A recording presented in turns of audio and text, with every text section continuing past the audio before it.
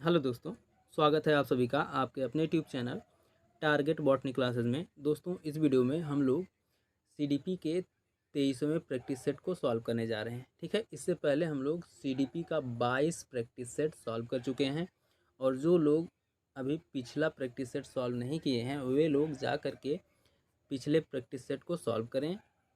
और अगर आप लोग चाहते हैं कि आप लोगों को प्रीवियस ईयर क्वेश्चन पेपर मिल जाए तो वो भी आपको मिल जाएगा आपके अपने YouTube channel target botany classes पर। ठीक है, आप लोग अपने YouTube channel target botany classes के प्लेलिस्ट में जाइए।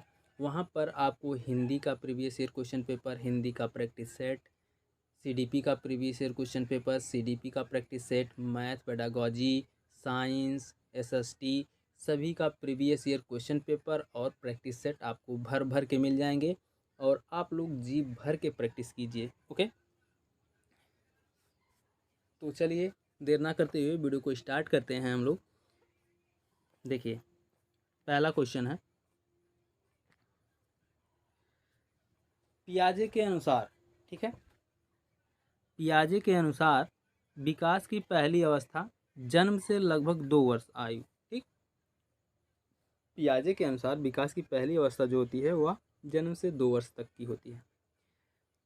के दौरान बच्चा डॉट डॉट सबसे बेहतर सीखता है। किसके द्वारा सबसे बेहतर सीखता है भाई, बताइए। ऑप्शन नंबर सी सही है, इंद्रियों के द्वारा। ठीक है, जीन पियाजे के अनुसार विकास की पहली अवस्था संवेदी पेशी अवस्था होती है। ओके, जीन पियाजे के अनुसार विकास की पहली अवस्था संवेदी पेशी अवस्था होती है। इस अवस्था में बालक देखकर, छूकर, किसी वस्तु तक पहुंचकर, किसी वस्तु को पकड़कर या फिर किसी वस्तुओं को चूसने आदि के द्वारा सीखते हैं। ठीक है, और भाषा का अनुकरण करते हैं। आवाज़, प्रकाश के प्रति प्रतिक्रिया आदि जो है बालक करने लगते हैं। ठीक है, आवाज़ और प्रकाश के प्रति प्रतिक्रिया बच्चे करने लगते हैं। ओके, आगे देखते हैं अगला क्वेश्चन। देखिए, अगला क्वेश्चन है, सबसे अधिक गहन और जटिल समाजीकरण होता है। किसके दौरान होता है भाई, बताइए। देखिए, हम ज़्यादा टाइम आपको नहीं दे रहे हैं क्योंकि बहुत ज़्यादा हम लोगों को प्रैक्टिस करना है, इतना प्रैक्टिस करना है ना कि क्वेश्चन कहीं से भी आए छूटने ना पाए। ठीक है, तो देखिए इसमें बताइए कौन सा ऑप्शन सही है। किशोरावस्था के दौरान। ठीक है, ऑप्शन नंबर डी सही है। सबसे अधिक गहन और जटिल समाजीकरण किशोरावस्था के दौरान होता है। इस अवस्था में किशोरों में समूह निर्माण की प्रवृत्ति यानी गैंग बनाने की प्रवृत्ति और मित्रता की भावना का विकास, सामाजिक गुणों का विकास, समूह के प्रति भक्ति और सामाजिक परिपक्वता की भावना का विकास, बहिर्मुखी प्रवृत्ति आदि का विकास होता है, जो सामाजिकरण की प्रक्रिया को समृद्ध, गहन व जटिल बनाते हैं। ओके, आगे देखते हैं अगला क्वेश्चन। हमारी बातों को आप लोग ध्यानपूर्वक सुनते चलिएगा। इससे आपका प्रैक्टिस सेट तो तैयार ही होगा, उसके साथ साथ और भी क्वेश्चन, मतलब एक क्वेश्चन का आप लोग प्रैक्टिस करेंगे, उसके साथ साथ 3-4 क्वेश्चन आपके तैयार होते चलेंगे। ठीक है, अगर आप लोग हमारी बातों को ध्यानपूर्वक सुनेंगे तो, और उम्मीद है आप लोग हमारी बातों को ध्यानपूर्वक सुनेंगे और नोट भी करेंगे जहाँ पर इम्पोर्टेंट टॉपिक होगा। ओके, आगे देखते हैं। देखिए, आनुवांशिकता को सामाजिक संरचना माना जाता है। कैसा सामाजिक संरचना माना जाता है भाई, बताइए। ऑप्शन नंबर बी सही है, स्थिर। ओके, वंशानुक्रम या आनुवांशिक गुण प्रत्येक व्यक्ति को अपने माता पिता से प्राप्त होता है, जो कि स्थिर होता है। वातावरणीय प्रभाव से इन गुणों को दिशा व दशा मिलती है। इसलिए वातावरण सामाजिक संरचना का गत्यात्मक पहलू है, जबकि वंशानुक्रम या आनुवांशिकी स्थिर पहलू है। ओके, याद रखिएगा, वातावरण सामाजिक संरचना का गत्यात्मक पहलू है और वंशानुक्रम या आनुवंशिकता सामाजिकरण का स्थिर पहलू है। ओके, आगे देखते हैं। थोड़ा सा कलर चेंज करते हैं भाई, रेड कलर लेते हैं। देखिए अगला क्वेश्चन है, सीखने का वह सिद्धांत जो पूर्ण रूप से और केवल अवलोकनीय व्यवहार पर आधारित है, सीखने के डॉट डॉट डॉट सिद्धांत से संबद्ध है। क्या है भाई, बताइए। ऑप्शन नंबर सी सही है, संज्ञानवादी। ओके, सीखने का वह सिद्धांत जो पूर्ण रूप से और केवल अवलोकनीय व्यवहार पर आधारित है, सीखने के संज्ञानवादी सिद्धांत से संबद्ध है। सीखने के संज्ञानवादी सिद्धांत के अनुसार व्यक्ति किसी उद्दीपक के प्रति मात्र अनुक्रिया ही नहीं करता, बल्कि वह सीखने के लिए अपनी सूझ या अंतर्दृष्टि का प्रयोग भी करता है। क्योंकि अवलोकनीय व्यवहार को सीखने के लिए सूझ या अंतर्दृष्टि की भी आवश्यकता होती है, इसलिए यह अधिगम के संज्ञानवादी सिद्धांत के अंतर्गत आता है। ओके, आगे देखते हैं अगला क्वेश्चन। देखिए, निम्नलिखित में से कौन सा समझ के लिए शिक्षण को प्रदर्शित नहीं करता? बताइए भाई, कौन सा ऑप्शन सही है? देखिए, हम सभी के सभी ऑप्शन नहीं पढ़ रहे हैं, हम ऑप्शन इसलिए नहीं पढ़ रहे हैं कि आपका टाइम ज़्यादा लॉस ना हो। ठीक है, सीधे हम लोग आंसर पर आते हैं और आप लोग वीडियो रोक करके सारे ऑप्शन पढ़ लीजिए, उसके बाद फिर जो है क्वेश्चन का जवाब दीजिए। बताइए भाई, कौन सा ऑप्शन सही है? विद्यार्थियों को एकांकी तथ्यों और प्रक्रियाओं को याद करने की योग्य बनाना, यही ऑप्शन इस क्वेश्चन के अकॉर्डिंग सही है। ठीक है, क्वेश्चन नेगेटिव है, ठीक है, नहीं प्रदर्शित करता, नेगेटिव है, नेगेटिव का आंसर भाई नेगेटिव ही होगा। विद्यार्थियों को एकांकी तथ्यों और प्रक्रियाओं को याद करने योग्य बनाना उनकी समझ या सूझ को विकसित नहीं करता, यह मात्र रहने पर बल देता है। ठीक, इसलिए यह समझ के केवल शिक्षण को प्रदर्शित नहीं करता। ओके, आगे देखते हैं। आगे देखते हैं अगला क्वेश्चन। देखिए अगला क्वेश्चन है, निम्नलिखित में से कौन सी विशेषता आंतरिक रूप से अभिप्रेरित बच्चों के लिए सही नहीं है? बताइए भाई, कौन सा ऑप्शन सही है? बताइए। ये हमेशा सफल होते हैं, ऑप्शन नंबर सी सही है इस क्वेश्चन के अकॉर्डिंग। ठीक है, आंतरिक रूप से अभिप्रेरित बच्चों के लिए यह सही नहीं है कि वे हमेशा सफल होते हैं, क्योंकि अभिप्रेरित होना यह बालक को किसी कार्य के प्रति उत्साह प्रकट करता है।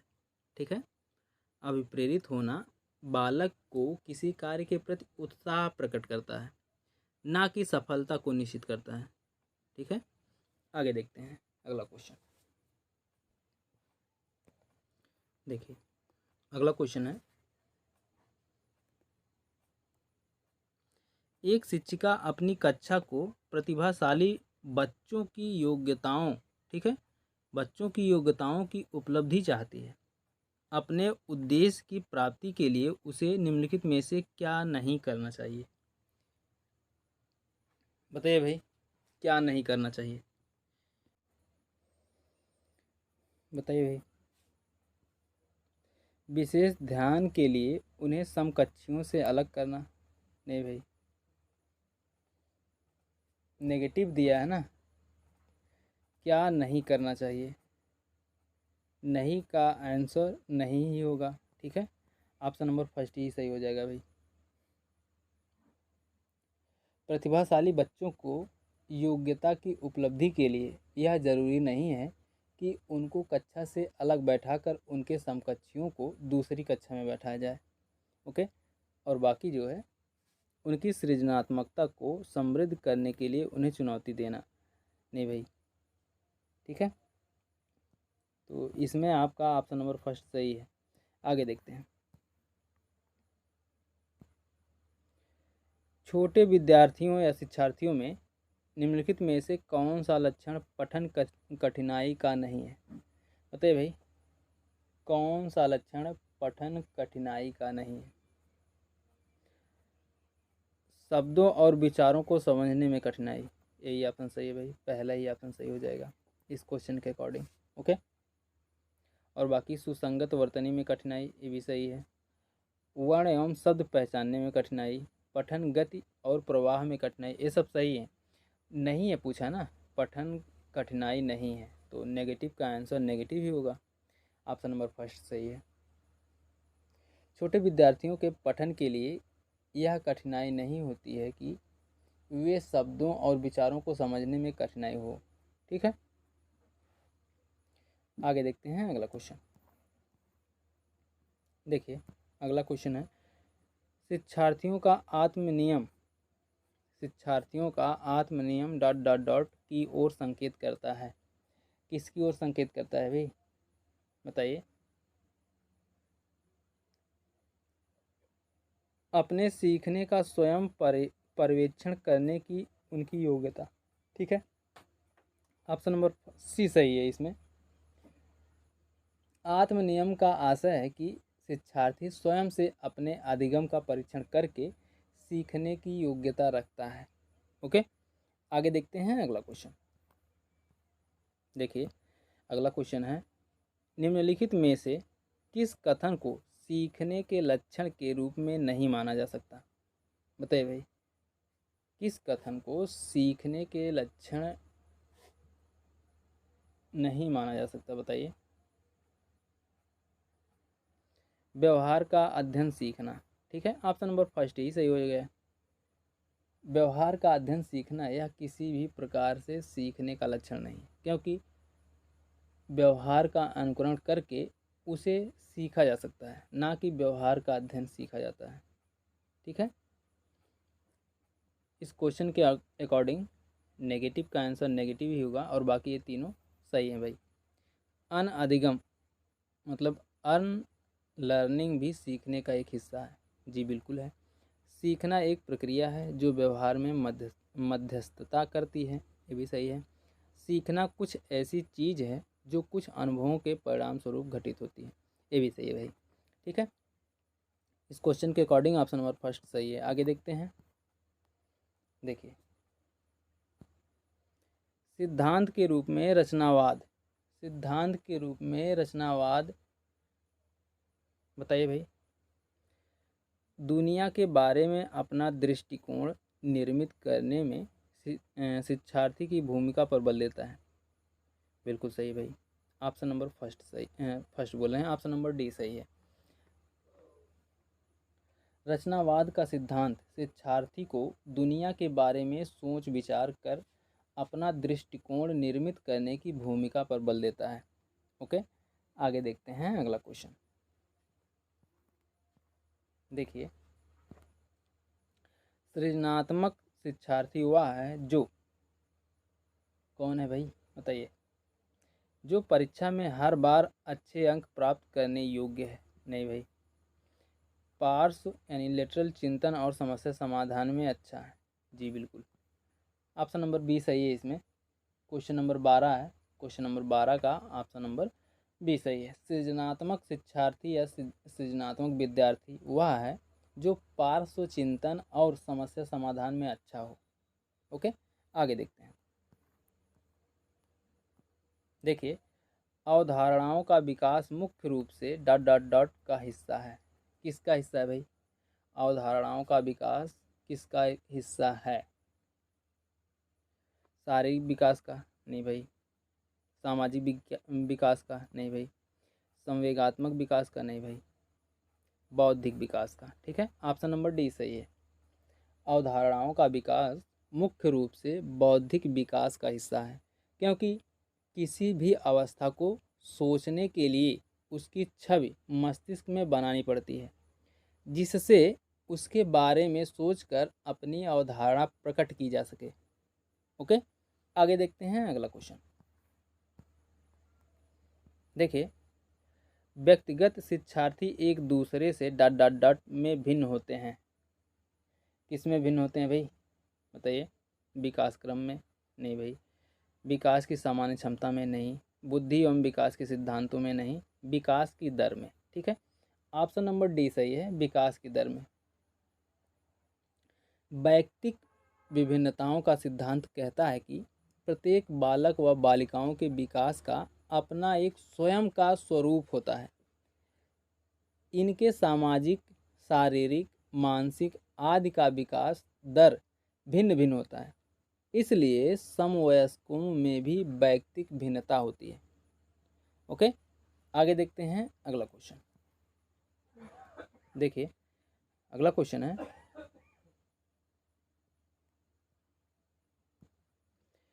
बच्चे के उचित विकास का, ठीक है, बच्चे के उचित विकास को, ठीक है, सुनिश्चित करने के लिए उसका स्वस्थ शारीरिक विकास एक महत्वपूर्ण आवश्यकता है। यह कथन किसने कहा भाई, बताइए भाई, यह कथन किसने कहा, नहीं कि यह कथन कैसा है, सही है, गलत है, कैसा है भाई, बताइए। यह कथन सही है, क्योंकि शारीरिक विकास विकास के अन्य पक्षों के साथ अंतः संबंधित है। ठीक है, ऑप्शन नंबर बी सही है।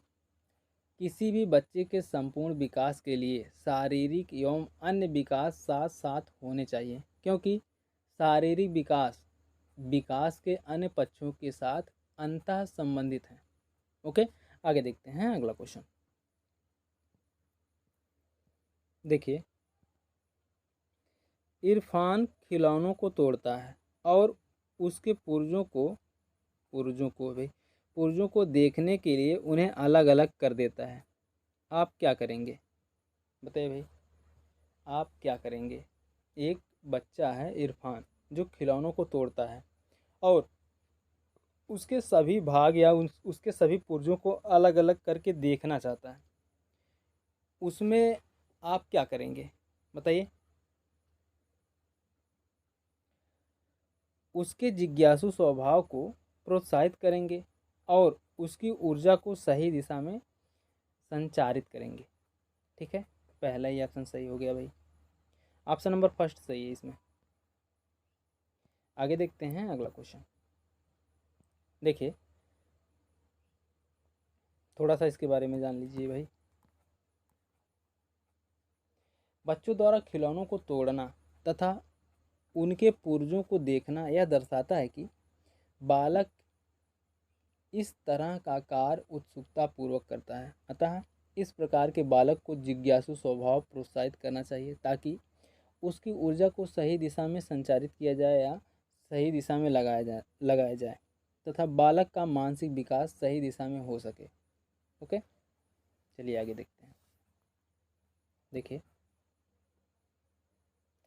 बच्चे के विकास, ठीक है, बच्चे के विकास के सिद्धांतों को समझना शिक्षक की सहायता करता है। बताइए भाई, शिक्षार्थियों को क्यों पढ़ाना चाहिए, यह औचित्य स्थापित करने में नहीं भाई, शिक्षार्थियों की भिन्न अधिगम शैलियों को प्रभावी रूप से संबोधित करने में। जी बिल्कुल, ऑप्शन नंबर बी सही है। ठीक है, बच्चों के विकास के सिद्धांत को समझना शिक्षक के लिए अत्यंत आवश्यक है। इसके माध्यम से शिक्षक बच्चों की रुचियों, व्यवहारों, संवेगों आदि को सही दिशा में निर्देशित कर सकता है।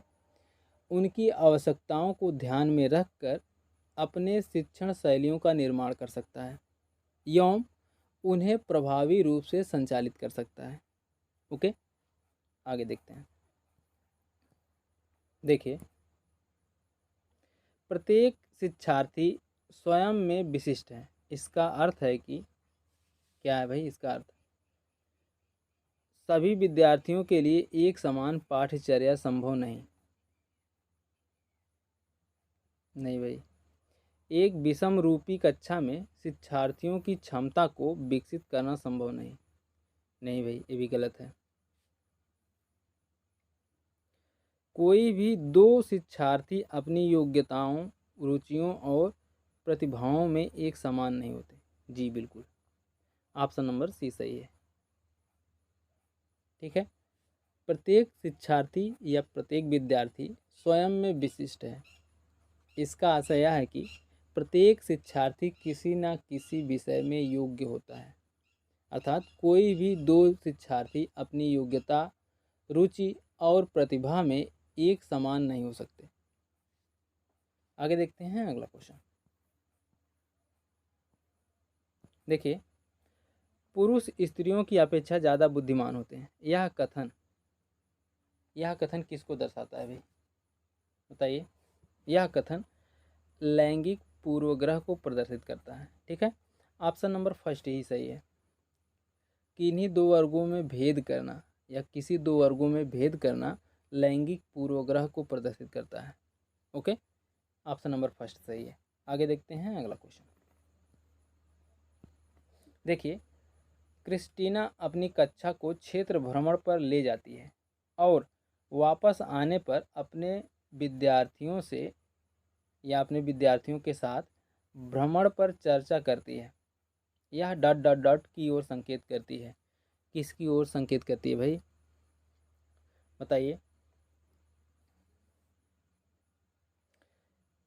आकलन के लिए सीखना नहीं भाई, आकलन का सीखना नहीं, सीखने का आकलन।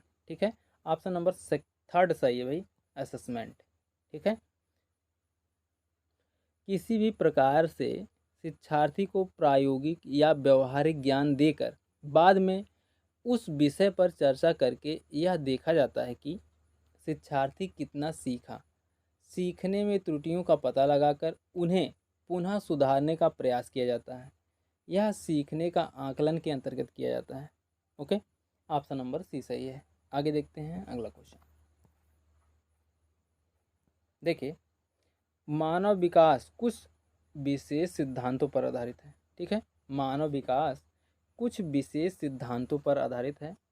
निम्नलिखित में से कौन सा मानव विकास का सिद्धांत नहीं है, बताइए भाई।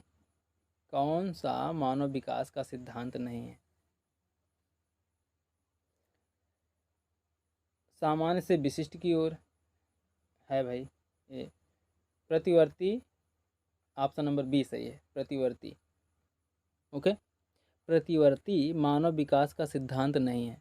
प्रतिवर्ती शब्द का आशय पुनः प्रारंभ करना। ठीक है, प्रतिवर्ती शब्द का मतलब होता है पुनः प्रारंभ करना, और मानव विकास एक बार परिपक्वता प्राप्त करने पर पुनः नहीं प्रारंभ होता। ओके, आगे देखते हैं अगला क्वेश्चन। या फिर ऐसे कह सकते हैं कि मानव एक बार मेच्योर हो जाता है तो फिर दोबारा जो है बालक नहीं बन सकता। ठीक है, आगे देखते हैं। देखिए, निःशक्त बच्चों के लिए समेकित शिक्षा की केंद्रीय प्रायोजित योजना का उद्देश्य डॉट डॉट डॉट में निःशक्त बच्चों को शैक्षिक अवसर उपलब्ध कराना। बताइए भाई, कौन सा ऑप्शन सही है? मुक्त विद्यालयों नहीं भाई, ब्लाइंड रिलीफ एसोसिएशन के लिए विद्यालय नहीं, नियमित विद्यालयों। ठीक है, ऑप्शन नंबर सी सही है, नियमित विद्यालय। ठीक है, निःशक्त बच्चों के लिए समेकित शिक्षा का केंद्रीय प्रायोजित योजना का उद्देश्य है कि निःशक्त बच्चों को शिक्षा का अवसर उपलब्ध हो और वे नियमित विद्यालय आ सकें। ओके, आगे देखते हैं। देखिए, निम्नलिखित में से कौन सा कथन सीखने, ठीक है, सीखने भाई, सीखने के बारे में सही है? बताइए भाई, कौन सा कथन सीखने के बारे में सही है? सीखने के किसी भी चरण पर सीखना संवेगात्मक कारकों से प्रभावित नहीं होता। नहीं भाई, गलत है। आगे देखते हैं। सीखना मूल रूप से मानसिक क्रिया है। नहीं भाई, बच्चों द्वारा की गई त्रुटियां यह संकेत करती हैं कि किसी तरह का सीखना नहीं हुआ। नहीं भाई, सीखना उस वातावरण में प्रभावित होता है, सीखना उस वातावरण में प्रभावी होता है जो संवेगात्मक रूप से सकारात्मक हो और शिक्षार्थियों को संतुष्ट करने वाला हो। जी बिल्कुल, ऑप्शन नंबर डी सही है। ओके, क्वेश्चन नंबर 23 का ऑप्शन नंबर डी सही है। सीखना उस वातावरण में प्रभावी होता है जो संवेगात्मक रूप से सकारात्मक हो और शिक्षार्थियों को संतुष्ट करने वाला हो। ठीक है, शिक्षार्थियों को संतुष्ट करने वाला हो। आगे देखते हैं अगला क्वेश्चन। देखिए, मूल्यांकन यानी असेसमेंट का मुख्य उद्देश्य होना चाहिए। क्या होना चाहिए भाई, बताइए। मूल्यांकन का मुख्य उद्देश्य क्या होना चाहिए? यह निर्णय लेना कि क्या विद्यार्थी को अगली कक्षा में प्रोन्नत किया जाना चाहिए। नहीं भाई, सीखने में होने वाली कमियों का निदान और उपचार करना। ठीक है, ऑप्शन नंबर बी सही है। ओके, मूल्यांकन का उद्देश्य सीखने में होने वाली कमियों का निदान तथा उपचार करना होना चाहिए। आगे देखते हैं अगला क्वेश्चन। देखिए, अगला क्वेश्चन है,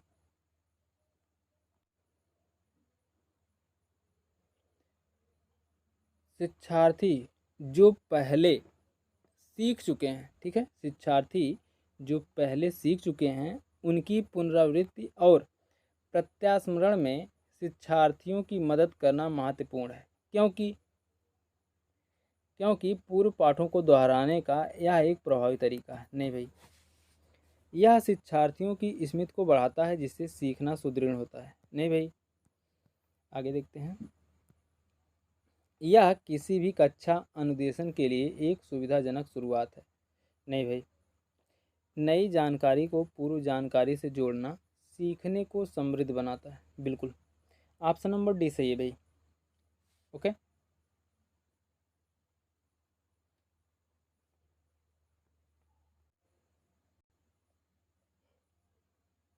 यदि शिक्षार्थी किसी पाठ्य पुस्तक को पढ़कर सीख चुका है तो उसकी पुनरावृत्ति और प्रत्यास्मरण में विद्यार्थी की मदद करना महत्वपूर्ण है, क्योंकि नई जानकारी को उससे जोड़ना सीखने को समृद्ध बनाता है। ओके, आगे देखते हैं। देखिए, अगला क्वेश्चन है, सृजनात्मक उत्तरों के लिए आवश्यक है।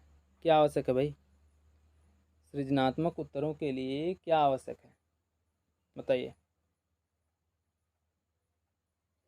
मुक्त उत्तर वाले प्रश्न, पहला ही ऑप्शन सही है भाई, ऑप्शन नंबर फर्स्ट ही सही है।